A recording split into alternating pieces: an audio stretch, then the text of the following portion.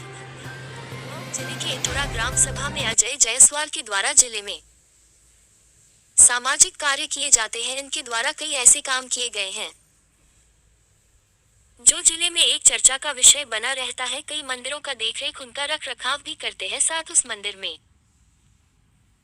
गरीब लोगों का भोजन का भंडारा भी कराया जाता है। साथ ही गरीब लोगों के लिए हर एक सुविधा दिया जाता है। ठंड के दिनों में समाज सेवी अजय जायसवाल के द्वारा कंबल भी बांटा जाता है। साथ ही गरीब एवं लाचार व्यक्ति को हर सुविधा उपलब्ध कराया जाता है। आज हम पहुंचे हैं एक ऐसा मंदिर पर जहां पर हर एक समय में काफी भीड़ लगा हुआ रहता है। इस मंदिर का निर्माण समाज सेवी अजय जायसवाल के पूर्वजों के द्वारा कराया गया है। जो कार्य बचा हुआ था सुंदरीकरण में, वह आज के समय अजय जायसवाल एवं उनके बड़े भाई के द्वारा कराया गया है, जो देखने में आज काफी आकर्षित लगता है। मऊ जिले के राम जी का परिवार बंटवारा समय में सूफीगंज तमसा नदी के किनारे घर बनवाकर रहते थे। वहां पर भी उनकी पूर्वजों ने अपना मकान के साथ शिव मंदिर व साथ पूर्वी दिशा में सार्वजनिक उपयोग के लिए एक तालाब भी बनवाया थे, जो आज भी उनके वासुदेव के द्वारा देखभाल पूजा पाठ किया जाता था। उस मंदिर के उत्तरी तरफ उसी परिवार का घर था, जो आज के समय में खाली स्थान उपलब्ध है। कुछ समय बीतने के बाद राम जी एवं उनके पूर्वजों के द्वारा तमसा नदी मार्ग पर नाव के द्वारा व्यवसाय का कार्य चलता था। किसी कारण वंश पर पूरा परिवार भाटपार ग्राम को छोड़कर ग्राम सभा इटोरा चौबेपुर में सब परिवार आकर बस गया, जो आज हम यहाँ छोटी सरयू नदी के नाम से जाना जाता है।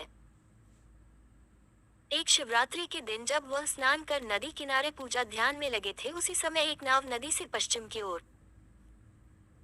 आकर साहू जी को देखकर रुक गया। कुछ समय बाद पूजा समाप्त होने पर तुरंत सौदा हो गया और जब घर वापस आए तो वहां भी एक ग्राहक इंतजार कर रहा था। कुछ बातचीत के बाद पूरी नाव की हुई पूरा सौदा बहुत अच्छे दाम पर बिक गया, जिसको लेकर उनके मन में बहुत खुशी हुई कि आज शिवरात्रि के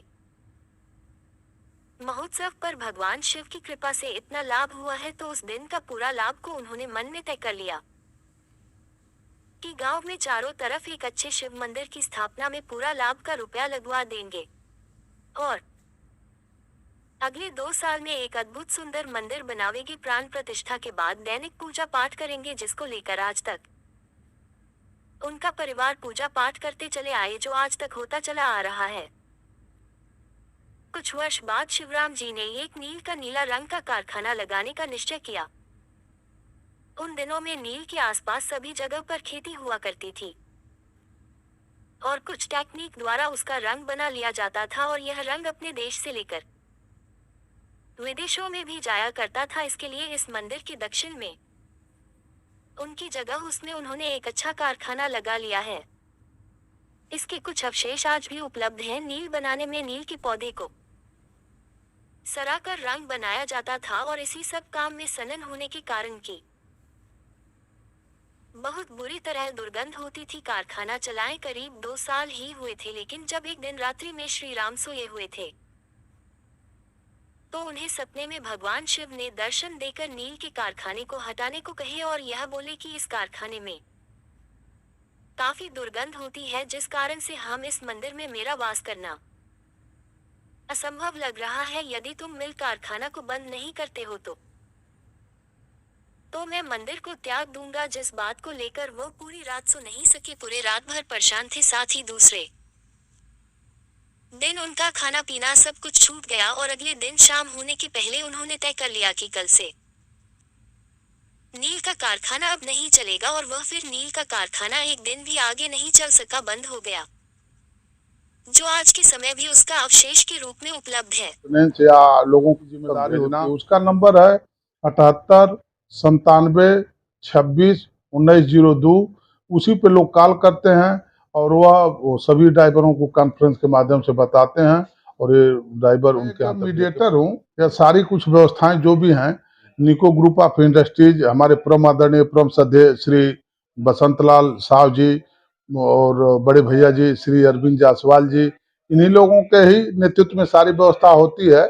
हम तो एक मीडिएटर हैं, हम मतलब देख रेख के आधार से भोजन महाप्रसाद बनता है।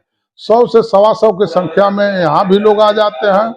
और भातकुल सोफीगंज में 100 से 125 की संख्या में आते हैं। हम 125 के टारगेट पे मतलब महाप्रसाद बनवाते हैं। कभी 2-4 लोग अधिक भी आ जाते हैं, कभी 2-4 लोग कम भी आते हैं, जैसे मेनू के अनुसार भोजन बनता है। सोमवार को पूड़ी सब्जी हलवा बनता है। बाकी 5 दिन में चावल दाल सब्जी बनती है। और शनिवार के दिन खिचड़ बनता है, जो कि हिंदू रीति रिवाज के अनुसार हर घरों में लगभग ये बनता होगा मेरे ख्याल से। तो इसी आधार पे भोजन बनता है। और वहाँ अलग से उसका बर्तन रखा गया है, अलग से भंडारी रखे गए हैं।